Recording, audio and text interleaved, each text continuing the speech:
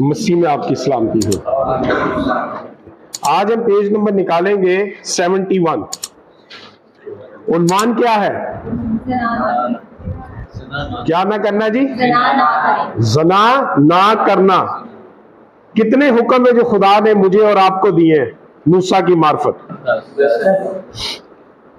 कभी इस हुक्म के बारे में कहीं आपने मैसेज सुना हो? कोई किताबें पढ़ी हो मजहबी, कोई ऐसा लिटरेचर,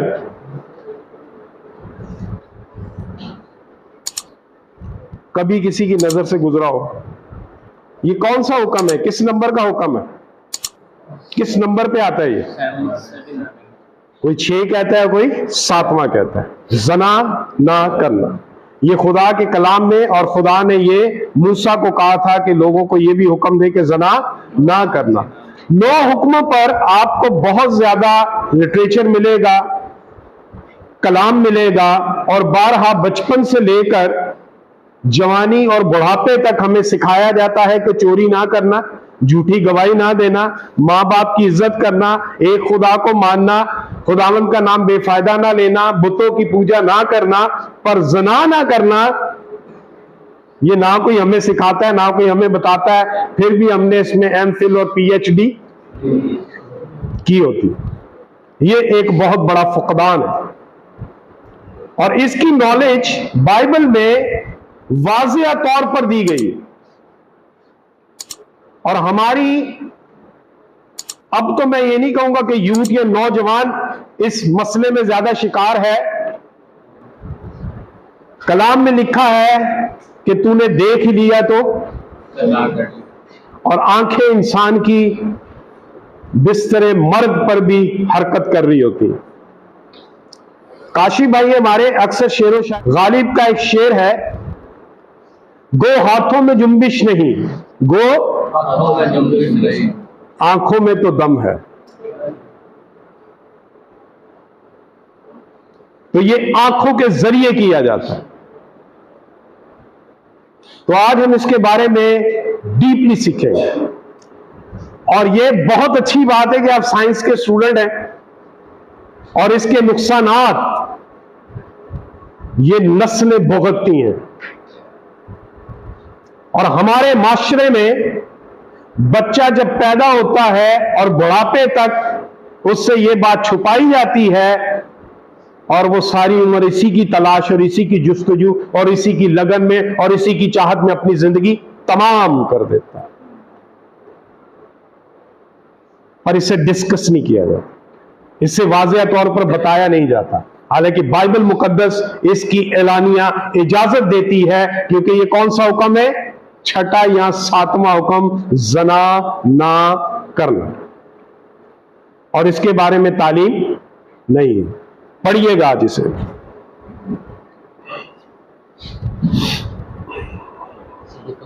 जी, जना ना करना, शहवत परस्ती।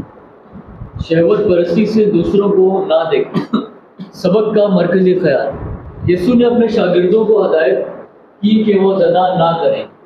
उसने सिखाया कि किसी को शहवत परस्ती से देखना गुनाह है।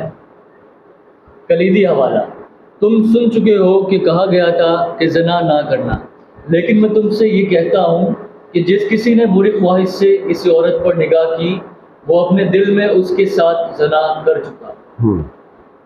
पढ़ते जाएं। कहानी का तारुफ। दाऊद इस्राइल का मशहूर बादशाह था। उसने एक औरत को नहाते हुए देखा और उसके मुतालिक शहवत परस्ती से सोचने लगा। यह औरत उसकी फौज के एक सिपाही की बीवी थी। उस सिपाही का नाम हत्ती ऊरिया था। दाऊद ने अपने खादमों को हुक्म दिया कि वो उस औरत को महल में लाएं। उसने उस औरत के साथ ताल्लुक कायम किया और वो हामला हो गई। फिर दाऊद ने ऊरिया को जंग में भेज दिया और वहां मारा गया। खुदा दाऊद के इस फेल से नाराज था। उसने उसके पास नातन नबी को भेजा। किताब मुकद्दस की कहानी। कोई दूसरा बेटा पढ़े। मगर यीशु लैतून के पहाड़ को गया। सुबह सवेरे ही वो फिर हैकल में आया और सब लोग उसके पास आए। और वो बैठकर उन्हें तालीम देने लगा। फकीह और फरीसी एक औरत को लाए जो जिना में पकड़ी गई थी और उसे बीच में खड़ा करके यीशु से कहा, ऐ उस्ताद, ये औरत जिना में ऐन फेल के वक्त पकड़ी गई है। तो रेत में मूसा ने हमको हुक्म दिया है कि ऐसी औरतों को संसार करें, बस तू इस औरत की निस्बत क्या कहता है?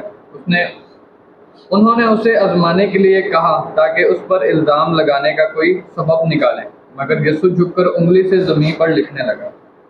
जब वो उससे सवाल करते ही रहे तो उसने सीधे होकर उनसे कहा कि जो तुम में बेगुनाह हो वही पहले उसके पत्थर मारे, और फिर झुककर ज़मीन पर उंगली से लिखने लगा। वो ये सुनकर बड़ों से लेकर छोटों तक एक एक करके निकल गए और यीशु अकेला रह गया और औरत वहीं बीच में रह गई। यीशु ने सीधे होकर उससे कहा, ऐ औरत, ये लोग कहाँ गए? क्या किसी ने तुझ पर हुक्म नहीं लगाया? उसने कहा, ऐ खुदावंद, किसी ने नहीं। खुदावंद यीशु ने कहा, मैं भी तुझ पर हुक्म नहीं लगाता, जा फिर गुनाह ना करना। अब मूसा जो है शरीयत के मुताबिक इस हुक्म के बारे में बता रहा है, और ये हुक्म है खुदा का छठा या सातवां हुक्म, वो है जना ना करना। और ये किस फेल में पकड़ी गई है? जना के फेल में। अब खुदावन यीशु मसीह इसके बारे में खामोश है और वो फैसला खुद कर रहे फकीह और फरीसी के शरीयत के मुताबिक ये जो औरत है इसे क्या कर दिया जाए? संसार कर दिया जाए। पर शरीयत में उन्होंने ये नहीं पढ़ा था कि जना एक से नहीं बल्कि दो से होता है। अब वो किसको लेकर आए? औरत को लेकर आए। तो जना के कसूरवार कौन थे? दोनों थे। पर कसूर किस में डाला जा रहा है? और आज भी हमारे माशरे में यही रवाज राइज है। आज भी हमारे माशरे में यही रवाज राइज है। औरत इस काम में बदनाम होती है, उसका नाम, हस्ती, खानदान तबाह कर दिया जाता है, और अगर वो खुदा न खास्ता इसमें इन्वॉल्व हो जाती है तो उसकी जिंदगी, उसके खानदान, उसके बाल बच्चे, उसके मोहल्लेदार उसे क्या कहते हैं? बुरा भला कहते हैं, और उस गली से, उस मोहल्ले से, उस खानदान से उसको निकाल दिया जाता है। पर शौहर या शख्स या आदमी, उसके साथ मेरा और आपका क्या रवैया?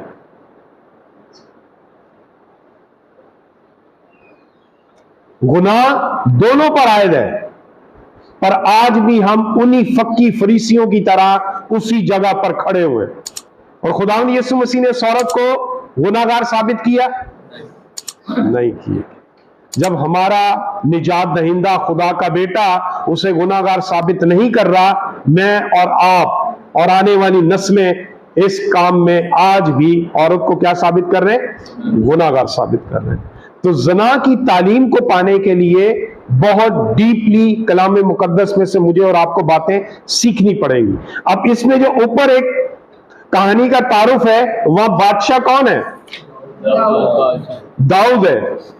ख्वाहिश किससे उठी? किसने ख्वाहिश की?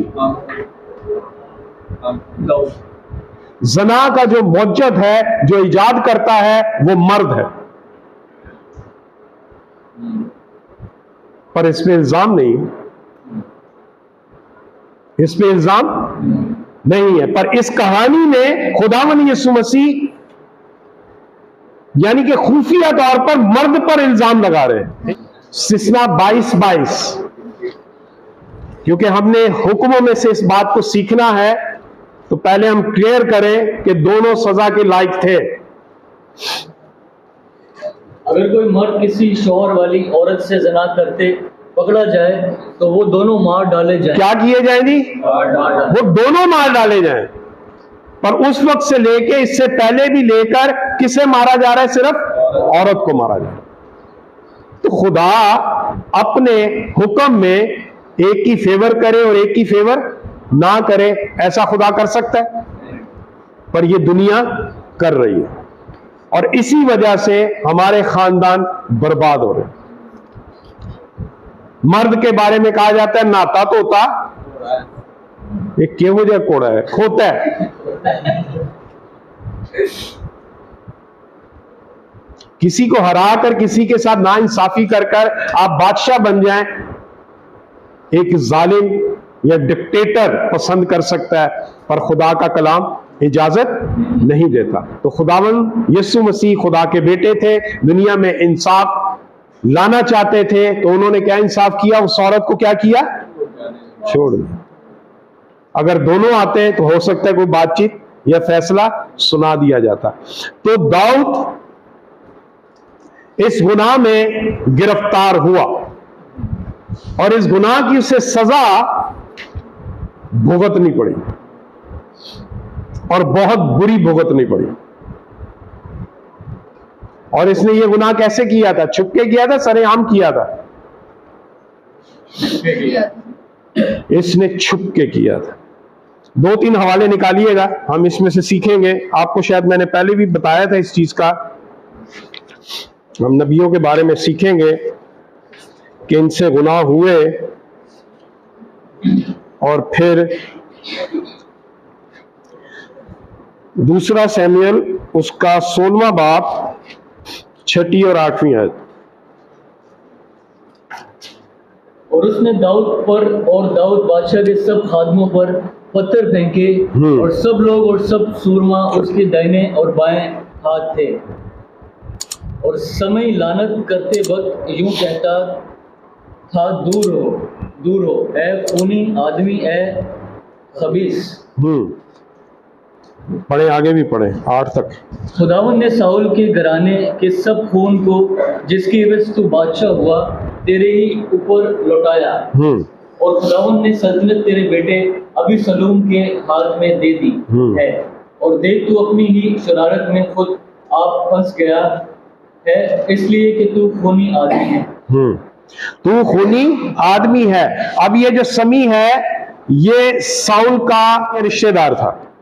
अब ये दाऊद पर लानत कर रहा है, और ये वही समी है जब दाऊद बादशाह जंग जीत कर आया था तो कहता था साउल ने कितनों को मारा? और दाऊद ने, और ये आगे आगे नाच रहा था और डांस करता हुआ जश्न मना रहा था। आज यही समी दाऊद को कह रहा है, ए खबीस, और उससे पत्थरों से संसार किया जा रहा है और कह रहा है तू खूनी है। वहां पर तारीफ कर रहा था और यहां पर क्या कह रहा है? वही खून कर रहा है, दोबारा दाऊद पर डल रहे हैं और कह रहा है कि अब तुझसे बादशाह ले ली जाएगी और तेरे बेटे अभी सलूम को दी जाएगी।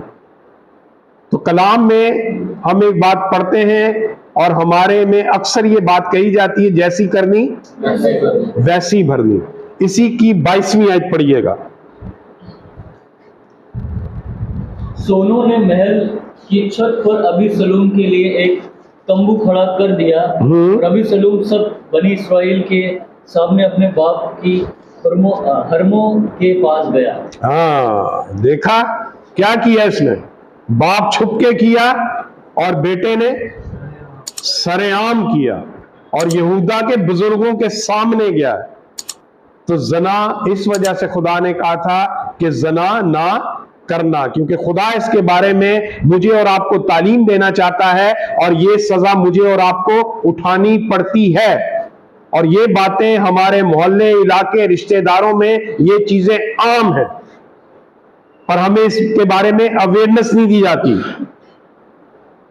कुछ शक की बिना पर अलहदगी इख्तियार कर लेते हैं, कुछ इन्वॉल्वमेंट की वजह से, कुछ शौहर अपनी बीवियों को, बहनों को सपोर्ट नहीं पाते और उनके साथ उस तरीके से नहीं रह पाते, वो बागी हो जाती हैं और वो फिर कदम बुरा उठा लेती हैं।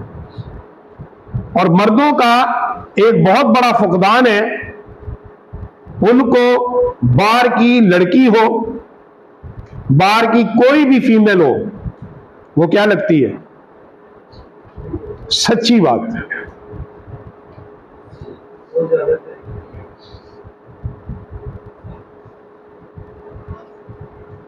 और अगर ये बेटियों की बात आएगी,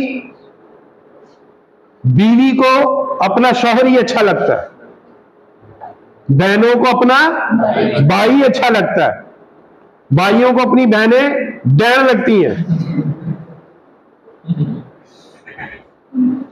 परसेंटेज ज्यादा है, ऐसा नहीं कि सबको लगती है, परसेंटेज ज्यादा है।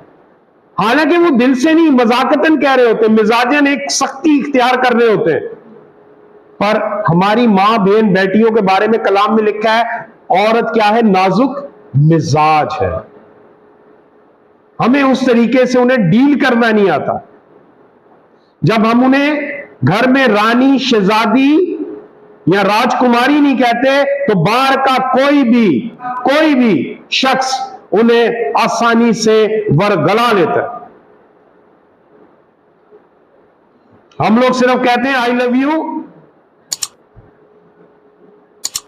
आशिकी कह सकते हैं, क्योंकि हमारी इंग्लिश बहुत कमजोर है। आई लव यू का मतलब क्या है? पर ये जचता किसके मुंह से?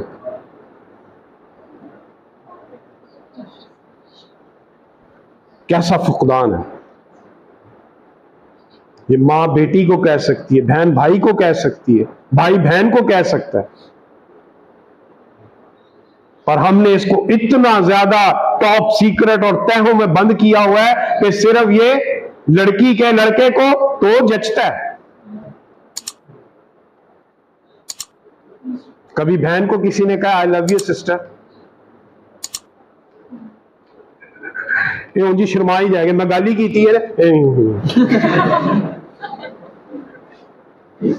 कभी बहन ने भाई को कहा भाई आई लव यू, क्योंकि साड़ी इंग्लिश कमजोर है। अजीज ने समझने कहना है ओदे वास्ते बोलिया गया। तो हम अपनी बहन बेटियों को घर में शहजादियां बनाएं, रानियां बनाएं, तो इसमें हम लोग काबू पा सकते हैं। आइंदा आने वाली क्लासों में ये तकरीबन 4, 5, 6 क्लासें चलेंगी और सब चीजें हम बाइबल मुकद्दस में से सीखेंगे कि खुदावंद इस हुक्म के मुताबिक मुझे और आपको बहुत सारे मुकाशफात बताना चाहता है। अगर मैं और आप इस पर अभी से काबू पाना शुरू करें, मेरा ईमान है आप 100% तरक्की करेंगे। और इसका गिफ्ट खुदा ने आपसे मुझसे रख नहीं छोड़ा। इसमें जो टेस्ट है उसको भी खुदा ने मुझे और आपको अवेल करने के लिए एक अहद दिया है, और वो अहद क्या है? शादी का बंधन। हालेलुया। इसके लिए खुदावंद यीशु मसीह के और खुदा बाप के लिए क्लैप करें। उसने कोई हमसे ये टॉप सीक्रेट चीज छुपा नहीं रखी। वो जानता है कि तुम किन चीजों के मोहताज हो। वो हमारी जिबिल्लत को देखना चाहता है। हमारे अंदर से वो डीएनए जो शैतान ने पैवस्त कर रखा है बागे अदन से, उसे हटाना, मिटाना चाहता है। पर हम छोटी छोटी चीजों में यरगमाल बन जाते हैं, हाईजैक हो जाते हैं, और फिर हमें ले जाता है टीटी के जोर पे, जहां मर्जी ले जाए। फिर हम कहते हैं आज से मैं तेरा और तू मेरा। ऐसा नहीं कहना, क्योंकि आप अशरफ मखलूकात हो, मैं अशरफ मखलूकात हूं। हमारे अंदर खुदावंद का दम है, खुदावंद की रूह है, पर हमें उसे पहचानना है। खुदावंद इस कलाम के वसीले से मुझे और आपको बरकत दे। आमीन।